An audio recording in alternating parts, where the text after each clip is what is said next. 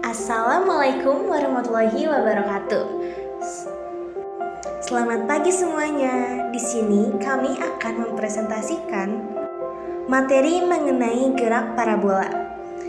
Kami dari kelompok 2 yang beranggotakan Raihan Purnawan, Valisa Salsabila, Panjaitan Agnes Intan, Muhammad Prayogo, Felini Vijayakusuma, dan Yohana Aditya akan memulai presentasi kami. Selamat menyaksikan.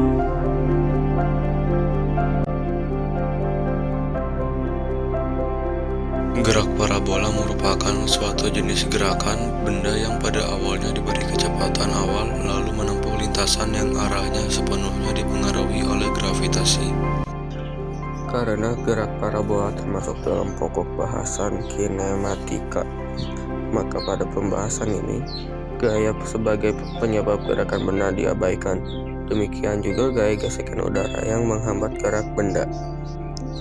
Kita hanya meninjau gerakan benda tersebut setelah diberikan kecepatan awal dan bergerak dalam lintasan melengkung di mana hanya terdapat pengaruh gravitasi.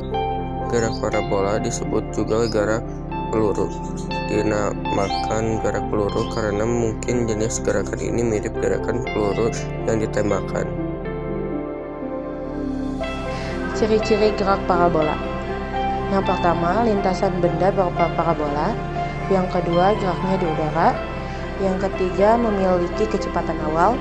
Dan yang terakhir, geraknya berada pada dua dimensi, yaitu X dan Y. Benda yang bergerak dua dimensi tentu akan memiliki besaran-besaran vektor.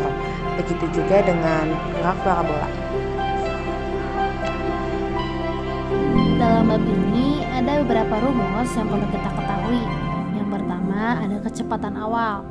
Kecepatan awal dari arah vertikal sama dengan kecepatan awal dikali sinus sudut elevasi. Sedangkan dari arah horizontal sama dengan kecepatan awal dikali kosinus sudut elevasi. Yang kedua ada kecepatan. Kecepatan dari arah vertikal sama dengan kecepatan awal dikali sinus sudut elevasi dikurangi gravitasi kali waktu. Sedangkan dari arah horizontal sama dengan kecepatan awal dikali sinus sudut elevasi dikurangi gravitasi dikali waktu. Rumus untuk mencari jarak yaitu kecepatan pada waktu tertentu dikali sin dari sudut evaluasi dikurangi setengah gravitasi dikali waktu yang dikuadratkan. Sementara untuk ketinggian ialah kecepatan pada waktu tertentu dikali kosinus dari sudut evaluasi. Sementara untuk sudut maksimum, cara mencarinya ialah kecepatan awal yang dikuadratkan dikali sin dari sudut evaluasi yang dikuadratkan dibagi gravitasi yang dikali 2.